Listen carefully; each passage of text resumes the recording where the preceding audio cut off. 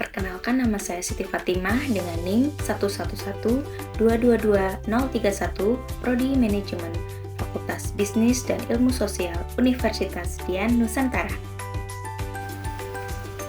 Pada video kali ini, saya akan membahas mengenai mata kuliah Budaya Organisasi dengan judul Perubahan Budaya Organisasi.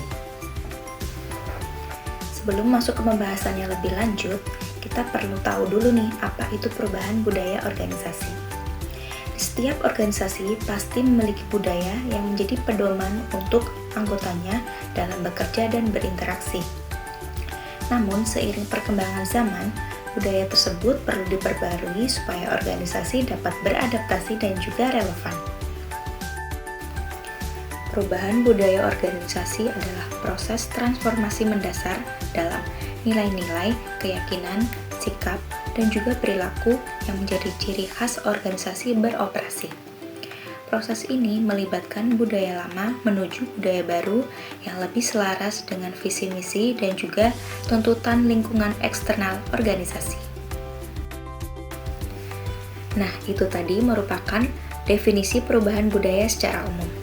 Untuk memperkuat pemahaman kita, mari kita lihat bagaimana para ahli menjelaskan konsep perubahan budaya organisasi. Yang pertama, menurut Edgar H. Schein. Menurut Edgar, perubahan budaya organisasi merupakan proses mengubah pola asumsi dasar bersama yang dipelajari kelompok dalam menghadapi masalah adaptasi eksternal dan juga integrasi internal. Artinya, budaya berubah ketika organisasi menanamkan cara berpikir dan bertindak baru kepada anggotanya. Yang kedua, menurut Gareth R. Jones. Menurut Gareth R. Jones, perubahan budaya organisasi adalah perubahan persepsi bersama anggota organisasi terhadap nilai dan norma yang menjadi pedoman perilaku kerja. Berdasarkan definisi umum dan menurut para ahli, dapat disimpulkan bahwa perubahan budaya organisasi merupakan proses perubahan nilai, norma, pola pikir, dan juga perilaku yang dianut oleh anggota organisasi untuk menyesuaikan diri dengan kebutuhan serta tantangan yang dihadapi organisasi.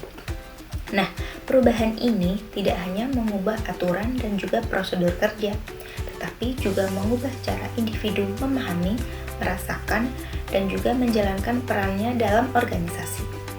Dengan adanya perubahan budaya yang tepat, organisasi dapat lebih adaptif, efektif, dan mampu mencapai tujuan yang telah ditetapkan.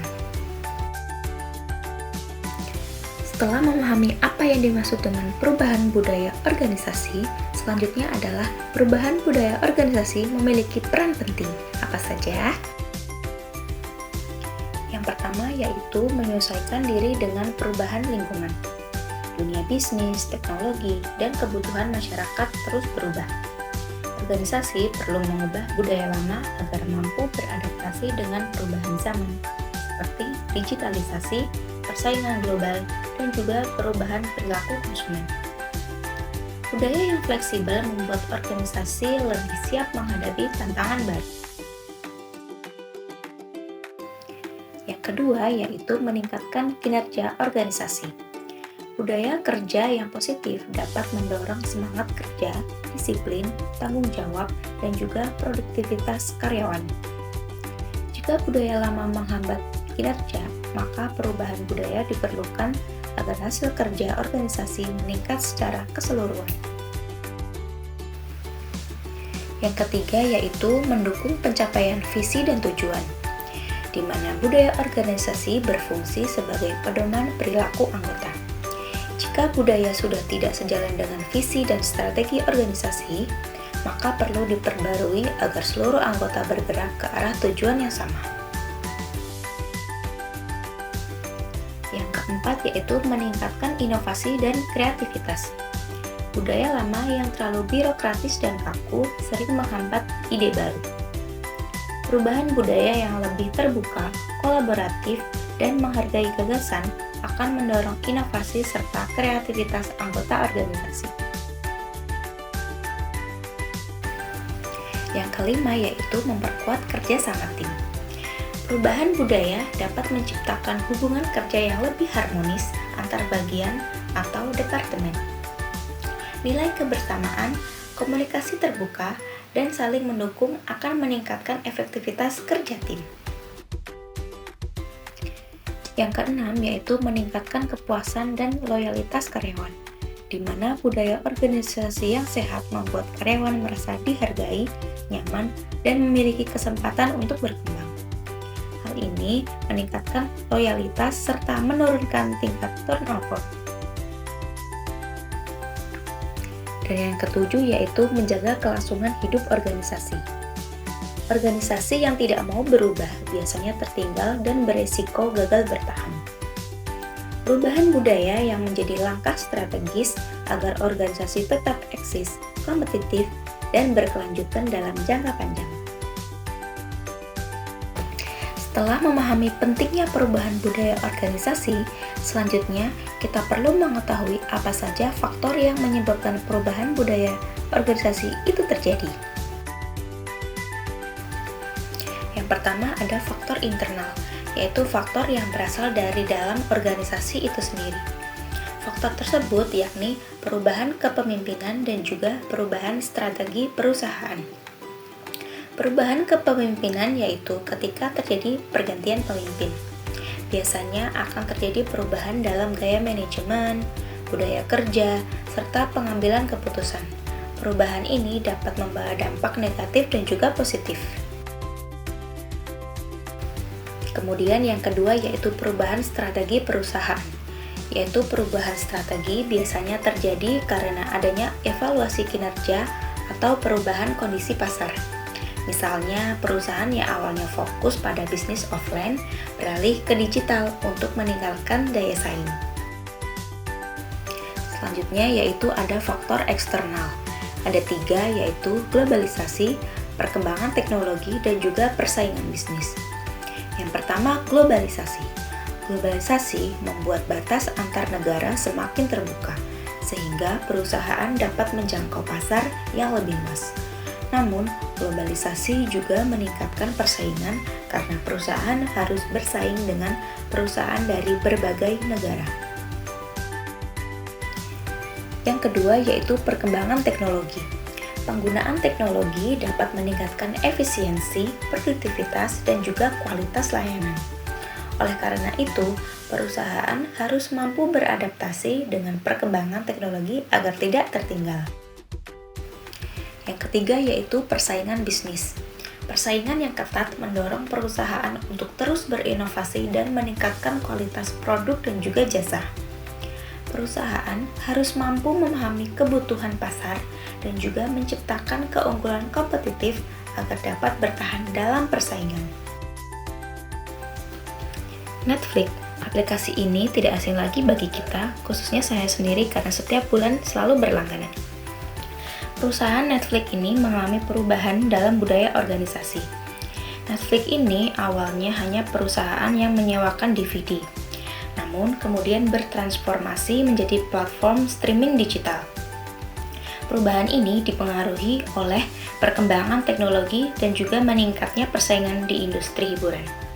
Nah, dalam proses transformasinya, Netflix juga mengubah budaya kerja menjadi lebih fleksibel dan berorientasi pada kinerja yang tinggi.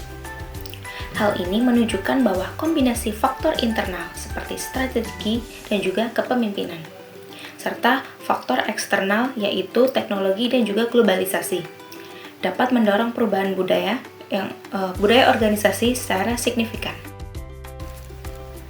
Dalam sebuah teori yang dikutip oleh Rosita Sari dan juga Dudija pada tahun 2021, dalam proses perubahan budaya terdapat sebuah fase yaitu fase during change. Fase ini merupakan proses aksi dan reaksi yang terjadi pada proses perubahan yang berputar secara siklikal sampai akhirnya berhasil dilaksanakan. Nah, diawali dengan adanya aksi perubahan yang kemudian aksi perubahan ini direspon oleh pegawai secara berurutan. Dalam konteks ini, model perubahan organisasi menjadi penting sebagai acuan dalam mengelola proses perubahan secara sistematis. Salah satu model yang paling populer dan banyak digunakan adalah model 3 tahap perubahan organisasional yang dikemukakan oleh Kurt Lewin. Model ini menawarkan kerangka kerja yang sederhana namun kuat untuk memahami bagaimana perubahan dapat direncanakan, dilaksanakan, dan dipertahankan dalam sebuah organisasi. Kurt Lewin, seorang psikolog sosial dari Jerman Amerika yang dikenal sebagai Bapak Psikologi Sosial Modern. Kurt Lewin adalah salah satu tokoh utama yang mengembangkan teori dan konsep dalam psikologi sosial, dinamika kelompok, dan juga perubahan organisasi. Pada pembahasan berikutnya, Kurt Lewin akan menjelaskan mengenai 3 tahap dalam proses perubahan organisasi, yaitu tahap unfreeze, change, dan juga refreeze, beserta peran masing-masing tahap dalam memastikan keberhasilan perubahan tersebut. Tahap yang pertama yaitu unfreeze atau mencairkan. Tahap ini bertujuan untuk mempersiapkan organisasi untuk menerima perubahan dengan menciptakan kesadaran akan perlunya perubahan dan mengurangi resistensi terhadapnya. Organisasi harus mengidentifikasi alasan perubahan seperti perubahan pasar, teknologi, dan juga kebutuhan internal. Nah, langkah ini melibatkan komunikasi yang jelas tentang urgensi perubahan serta melibatkan karyawan agar memahami manfaatnya. Pemimpin berperan penting dalam menciptakan dukungan, membangun rasa percaya, dan mengatasi rasa takut yang muncul akibat perubahan. Dengan persiapan ini, pola kerja lama yang tidak relevan mudah dicairkan sehingga siap digantikan oleh yang baru. Yang kedua yaitu change atau berubah. Tahap ini adalah saat organisasi mulai menerapkan perubahan yang telah direncanakan. Prosesnya melibatkan transformasi nyata seperti pembaruan kebijakan, sistem kerja, atau pola pikir. Karena perubahan seringkali memicu ketidakpastian, organisasi perlu memberikan dukungan penuh termasuk pelatihan, panduan, dan juga komunikasi yang konsisten untuk membantu karyawan beradaptasi. Nah, dengan melibatkan proses ini, juga penting untuk membangun rasa kepemilikan terhadap perubahan. Selama tahap ini, evaluasi dan penyesuaian dilakukan untuk mengatasi kendala dan memastikan perubahan berjalan sesuai dengan rencana.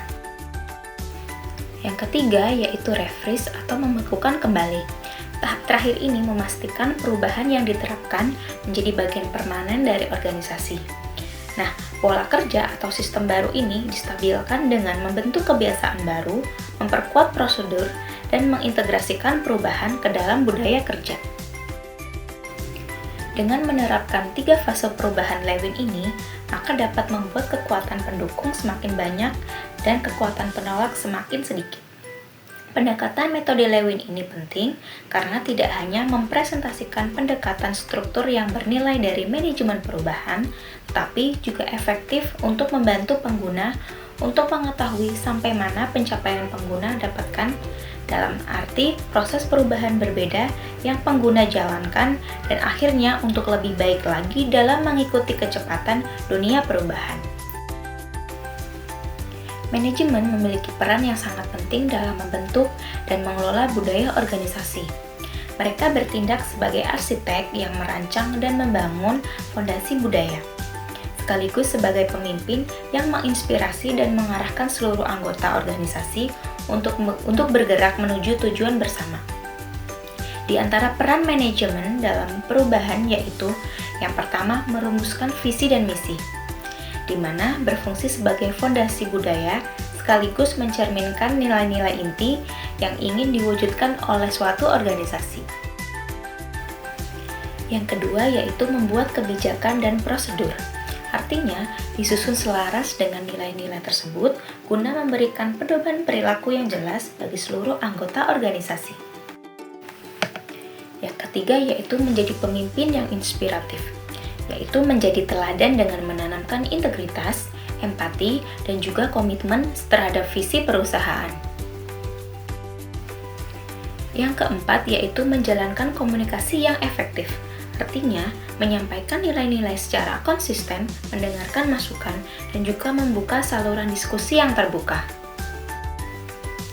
Yang kelima yaitu mengembangkan budaya yang positif, yaitu dengan mengatasi ketidakselarasan nilai, resistensi, serta meningkatkan produktivitas dan lingkungan kerja yang kondusif.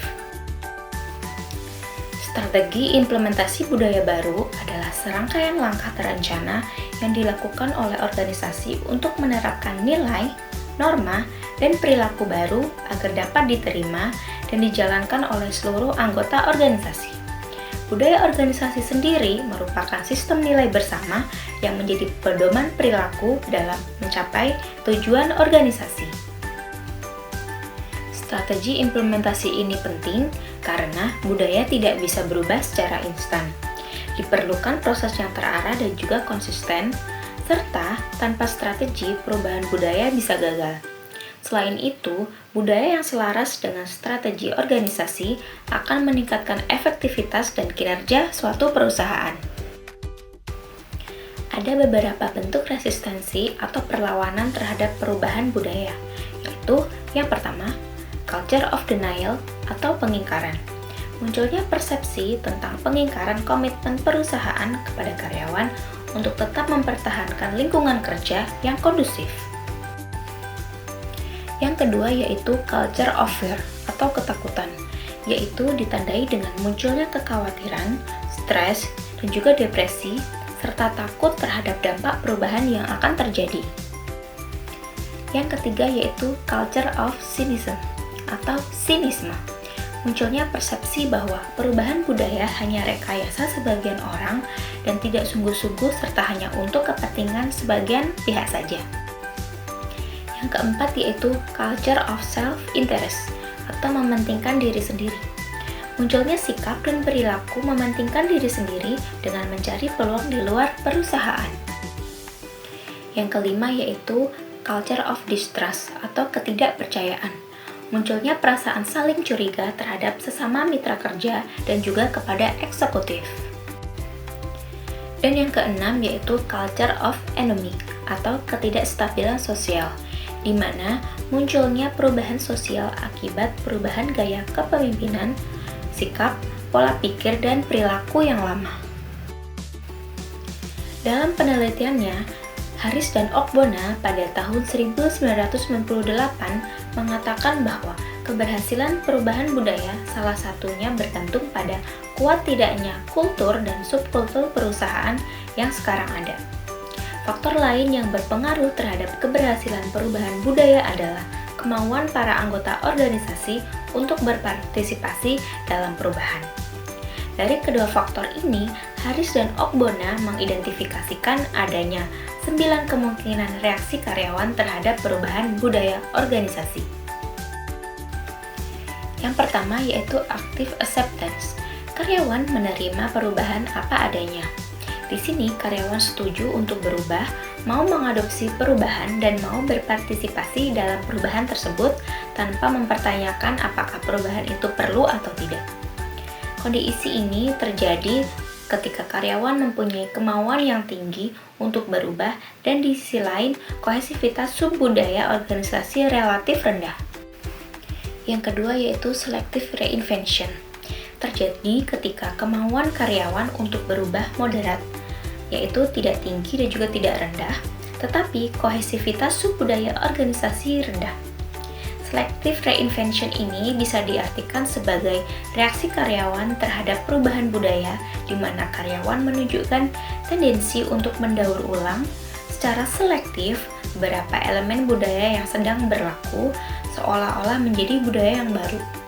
Jadi boleh dikatakan bahwa dengan selective reinvention sebetulnya tidak ada perubahan yang berarti, kadang-kadang hanya artefak saja yang bisa dirubah atau diberi label baru, tapi nilai-nilai organisasi yang menjadi inti budaya tidak akan pernah berubah.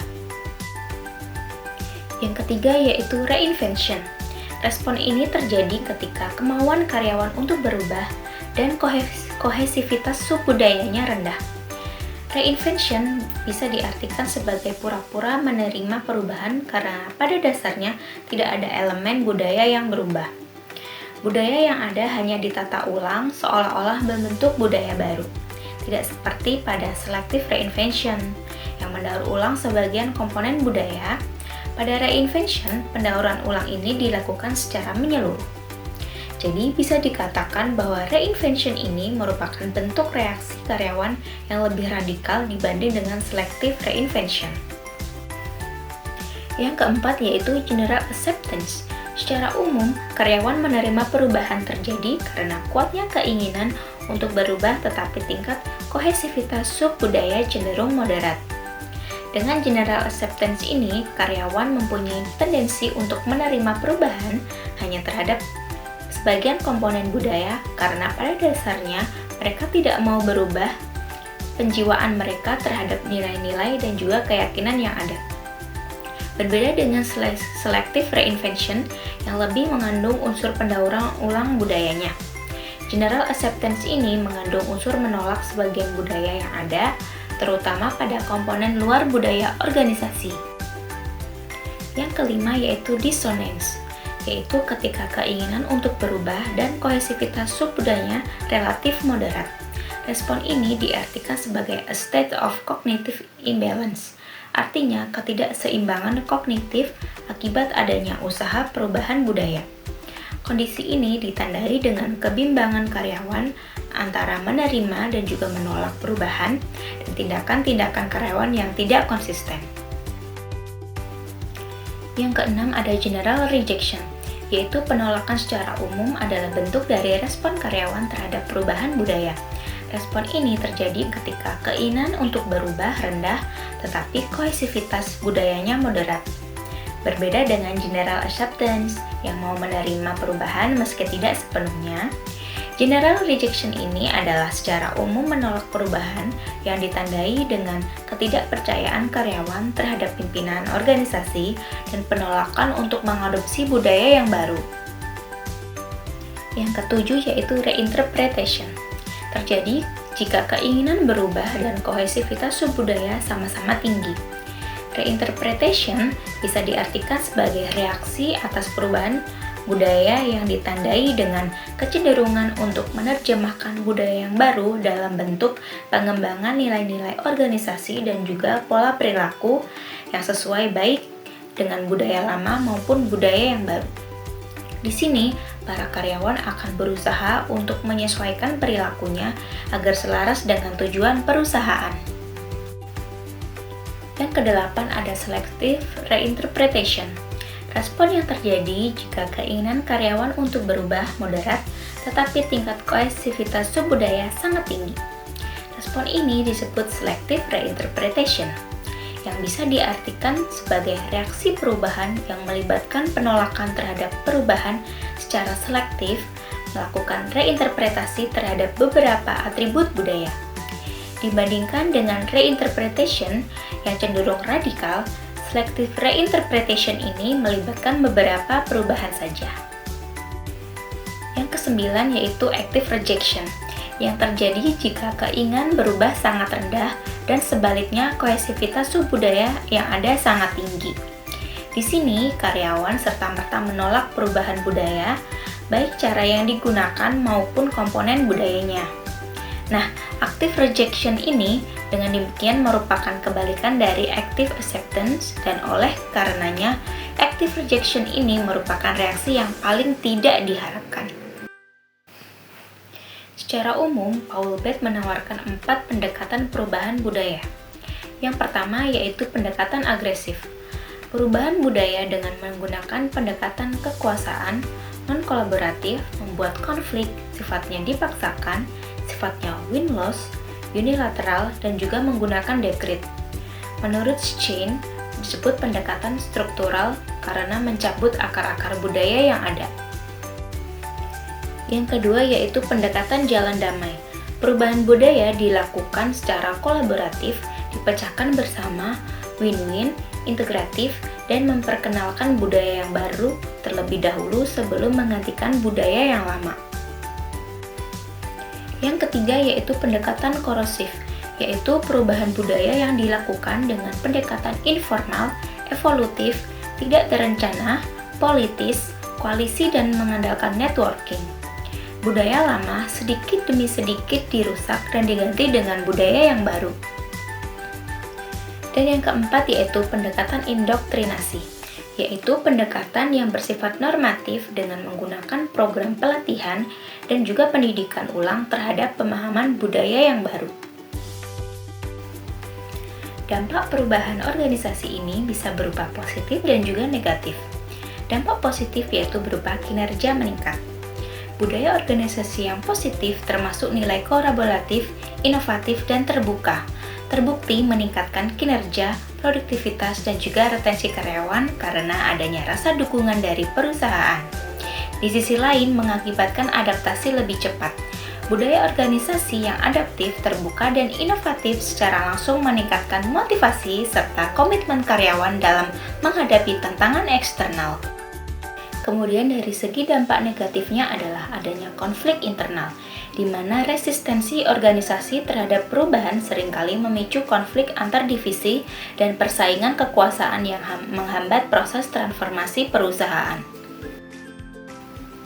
Dari adanya konflik internal sehingga muncullah ketidaknyamanan karyawan. Iklim organisasi yang negatif dan konflik peran seperti beban kerja berlebih merupakan sumber utama stres yang meningkatkan tekanan psikologis karyawan. Kondisi lingkungan yang tidak kondusif diperburuk dengan hubungan kerja yang tidak harmonis dapat menurunkan kinerja individu dan juga perusahaan. Nah, dari adanya dampak perubahan budaya organisasi, cara kita mengevaluasinya adalah yang pertama, yaitu feedback karyawan melalui survei pulse dan juga focus group. Survei pulse ada survei tingkat yang dikirim secara teratur kepada karyawan untuk mengumpulkan feedback secara real time tentang topik-topik tertentu seperti perubahan organisasi, kebijakan baru, dan juga kepuasan kerja.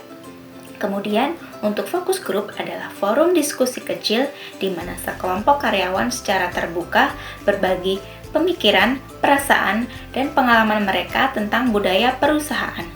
Hal ini dapat memberikan wawasan mendalam dan nuansa yang sulit didapat dari survei atau wawancara individu. Yang kedua yaitu KPI atau Key Performance Indicator, yaitu metrik atau indikator kunci yang digunakan untuk mengukur kinerja suatu organisasi, departemen, maupun individu dalam mencapai tujuan dan sasaran yang telah ditetapkan. KPI berfungsi sebagai alat evaluasi untuk menilai sejauh mana sesuatu entitas berhasil mencapai target kinerja strategisnya. Agar efektif, KPI harus memenuhi kriteria SMART, yaitu Specific, Measurable, Achievable, relevan, dan juga time-bound. Konsep SMART menjadi standar yang umum digunakan dalam penyusunan indikator kinerja karena membantu organisasi menetapkan target yang jelas dan juga realistis. Yang terakhir adalah survei budaya organisasi atau cultural assessment. Cultural assessment adalah proses yang dilakukan secara teratur oleh HR untuk membantu memastikan keberhasilan perusahaan. HR akan melakukan survei kepada karyawan untuk menilai budaya kerja dan juga melihat apakah sesuai dengan visi perusahaan. Survei ini didasarkan pada Denition Organizational Cultural Model yang menekankan 4 elemen penting, yaitu misi, adaptabilitas, keterlibatan, dan juga konsistensi. Perubahan budaya organisasi merupakan proses transformasi nilai, norma, dan perilaku kerja agar selaras dengan tujuan dan lingkungan. Proses ini dipengaruhi oleh faktor internal dan juga eksternal, berlangsung secara bertahap, serta memerlukan peran manajemen dan strategi yang tepat untuk mengelola resistensi dan juga mencapai hasil yang optimal. Nah, itu tadi materi tentang perubahan budaya organisasi. Semoga bermanfaat untuk kita semua. Terima kasih sudah menonton. Sampai jumpa.